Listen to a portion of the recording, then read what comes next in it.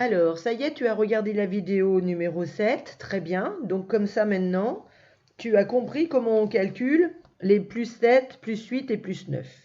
Alors, attention, à chaque fois qu'on fait ce genre de calcul, on met toujours dans la boîte le plus grand nombre, tu te souviens. Alors maintenant, on va compléter les petits nuages du cadre A.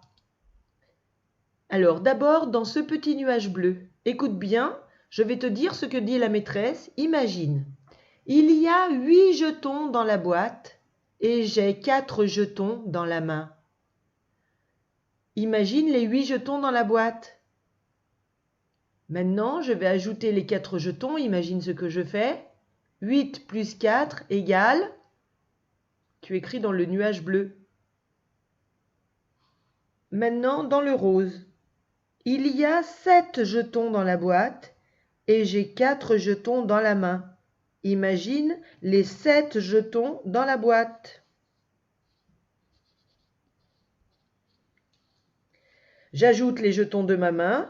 7 plus 4 égale... Maintenant le vert. Il y a 8 jetons dans la boîte et j'ai 6 jetons dans la main. Imagine les 8 jetons dans la boîte. Maintenant, j'ajoute les jetons qui sont dans ma main. 8 plus 6 égale... Maintenant, le nuage bleu.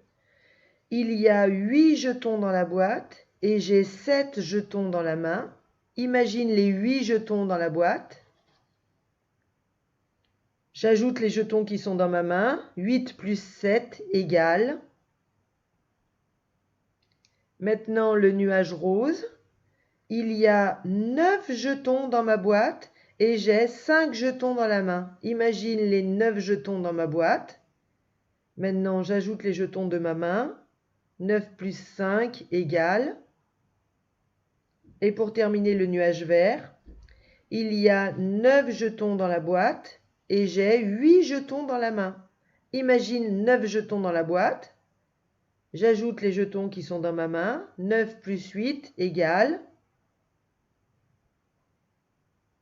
Très bien, je t'enverrai les corriger quand tu auras fini ton travail.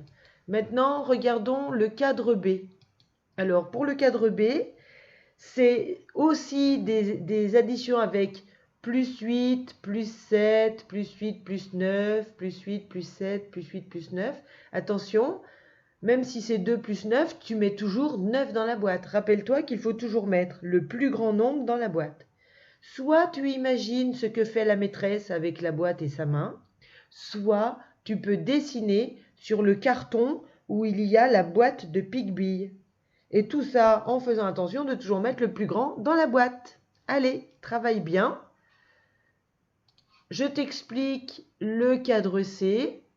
Dans le cadre C, tu dois calculer en dessinant soit comme des dés, soit comme pique-billes. Attention, ne mélange pas les deux. Tu choisis un des deux et tu fais les nombres tout le temps comme celui-là. Donc tu vas d'abord dessiner 18 ici, et ensuite à côté tu vas dessiner 26. Et pour calculer 18 plus 26, tu vas essayer de mettre ensemble des jetons isolés pour faire une nouvelle boîte ou pour faire un nouveau groupe de 10. Et quand tu auras trouvé ensuite combien il y a en tout de groupes de 10 et combien il reste de jetons isolés, tu écriras le résultat ici. Voilà, et maintenant je t'explique le dernier en bas, le cadre D. Alors, soit tu calcules directement en regardant les nombres, c'est-à-dire tu peux dire ici que tu mets le 5 avec le 5 et ça va faire un groupe de 10, et ensuite dire encore un groupe de 10 et encore un jeton isolé et tu trouves le résultat. Si c'est trop difficile de faire comme ça, au brouillon, dessine comme des dés, donc tu dessines 5 comme des dés, 10 comme des dés, encore 5 comme des dés, 1 comme des dés. Ensuite, tu mets les 5 ensemble et tu vois combien il y a de groupes de 10 et combien de jetons isolés. Voilà, je te laisse finir ton fichier et sur la séquence numéro 3, je te donne les corrigés pour que tu puisses voir si tu as fait beaucoup d'erreurs ou pas. Si tu as fait beaucoup d'erreurs, il faudrait me dire dans quel cadre pour que je puisse t'aider à mieux réussir la prochaine fois. Allez, bon courage!